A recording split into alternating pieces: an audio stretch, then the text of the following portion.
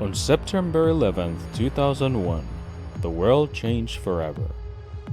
Terrorism against our nation will not stand. But the roots of that day didn't start in a cave. They started with a checkbook in Washington. This is the story of how America's obsession with defeating communism gave rise to the world's most infamous terrorist. Not because they planned it that way, but because they never thought far enough ahead.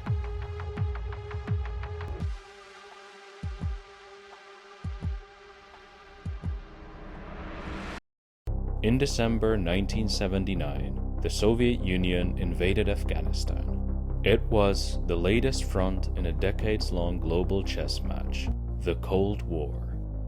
For Washington, this was an opportunity. Bleed Moscow dry, just like Vietnam had bled America. The CIA launched Operation Cyclone, one of the longest and most expensive covert operations in US history. Billions of dollars flowed into Pakistan, whose intelligence agency, the ISI, funneled money, weapons, and training to Afghan rebels known as the mujahideen. These weren't just ragtag fighters. By the mid-1980s, tens of thousands of men from across the Muslim world came to join the jihad, the holy war against the Soviets. They fought with American-supplied rifles, Stinger missiles, and a belief that they were defending Islam from godless communism.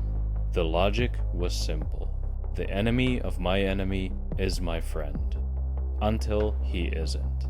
Among those arriving in Afghanistan was a young Saudi millionaire named Osama bin Laden.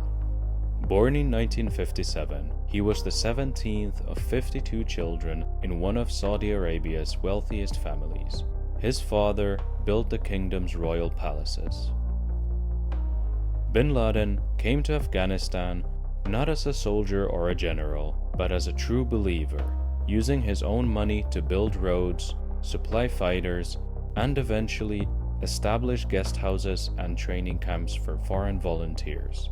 Was he on the CIA payroll? No, but he moved in the same war against the same enemy, and America was more than happy to let him operate.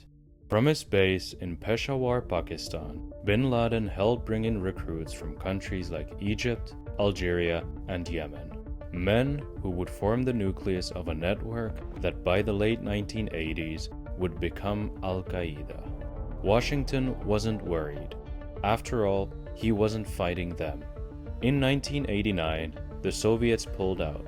The US declared victory and walked away. Funding stopped, attention shifted to Eastern Europe. But Afghanistan didn't return to peace. The Mujahideen factions turned on each other in a brutal civil war. Many fighters felt abandoned, betrayed by the same West that had armed them. For bin Laden, the enemy shifted. He saw US troops stationed in Saudi Arabia after the Gulf War. He saw Washington's support for Israel and its bombings in Iraq. In 1996, from the mountains of Afghanistan, he declared war on America. He used the same language of jihad that the CIA had once encouraged. He used the network America had helped him build, and he aimed it all at his former indirect ally. By the late 1990s, al-Qaeda had carried out major attacks. The 1998 US Embassy bombings in East Africa and the USS Cole bombing in 2000. Washington labeled bin Laden public enemy number 1. Then came September 11, 2001. 19 hijackers, most from Saudi Arabia, killed nearly 3,000 people on American soil. It triggered 2 decades of war, surveillance programs, and political upheaval. No, the CIA didn't fund 9/11, but they did help build the machine that made it possible, and they never saw it coming. What began in the mountains of Afghanistan as a clever Cold War strategy became something far worse. Bin Laden is gone, but the chaos he helped unleash lives on. in every failed state, every terror group, every drone strike. This isn't just a story about who started it. It's a story about what happens when you fight a war and never ask how it ends.